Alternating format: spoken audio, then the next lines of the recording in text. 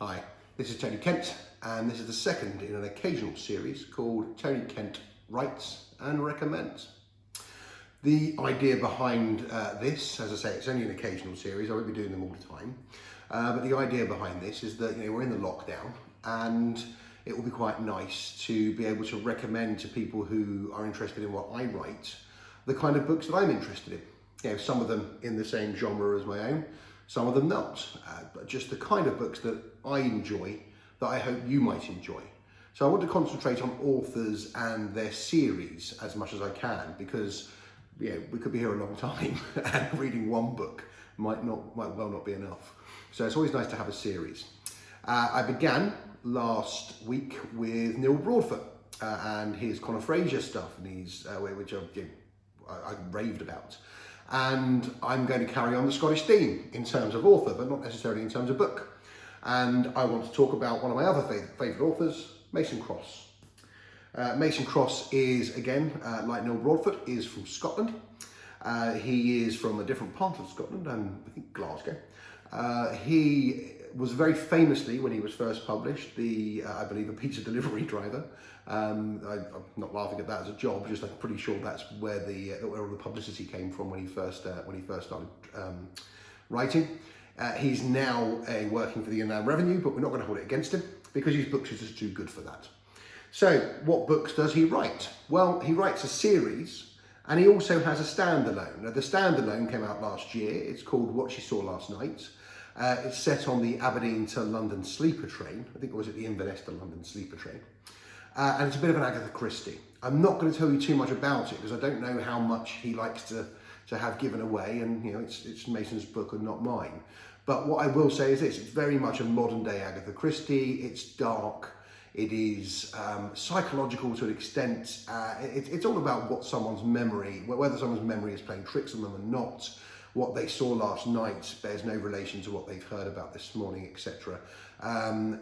It's one of those books that gets you, and it really got me. There's a missing child involvement, I can say certainly that much, and as someone who has a new young child, it got me in a way it wouldn't have got me a couple of years ago, I have to say. I primarily want to talk about series, as I've said, and I'll do that by talking about Mason's 4-book series, or 4-book to this point series. He better write more because I love it. It's one of my absolute favourites. The Carter Blake series. Now, Carter Blake is a former agent of sorts. Again, I'm not going to give too much away, with an agency called Winterlong. What I will say is this: if you like the Bourne films, then you'll love this series, because the mythology grows over the series. When we first meet Carter Blake, he's a man, a specialist of sorts. You obviously know that he's got some kind of background. Again, as I said with Neil Broadfoot, all of our characters have backgrounds, of course. So he's got some sort of past, but he's a man who is brought in as a specialist to find missing people, which is how the first book begins, and it's a theme throughout all the books, of course. The mythology grows as the books go on. You find out a bit more about Carter Blake. The idea behind him, and I think it's a very intriguing idea, is that he's the man you won't remember. He can sort of fit into every crowd. He's just not physically memorable, and makes a point to just not be memorable. And that makes him particularly interesting, I think, because we're in a genre where everything's heightened, and Jack Reacher is 6'5" with his 50-inch chest. So it's a very, very original way of doing it. And actually, I think a very good way of summing the series up is by reading the first few lines of the very first book. Because I, for me, believe that I have never read a book that got me into a series this urgently as this one, The Killing Season. It made me read the other 3 as soon as I finished this one, including The Samaritan, which was a Richard and Judy pick. So I've got a sort of a mark of honour or a stamp of quality there. So let me read you this. The first thing you should know about me is that my name is not Carter Blake. That name no more belonged to me than the hotel room I was occupying when the call came. I loved that. I thought that was absolutely brilliant, and what a way to drag you in. And having read all 4 of them, it drags you in a way that's consistent with the entire series. It is one of my absolute favourite series. I can't really emphasise that enough. I will be very angry, Mason, if you don't write a 5th one very soon, because I'm getting withdrawal symptoms.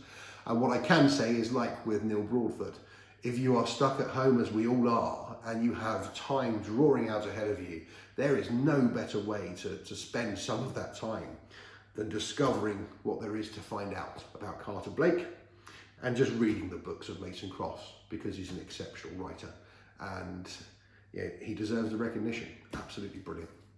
Okay, I think on the next episode we're going to talk about my desert island books, but we'll see when that comes. It might not be for a while.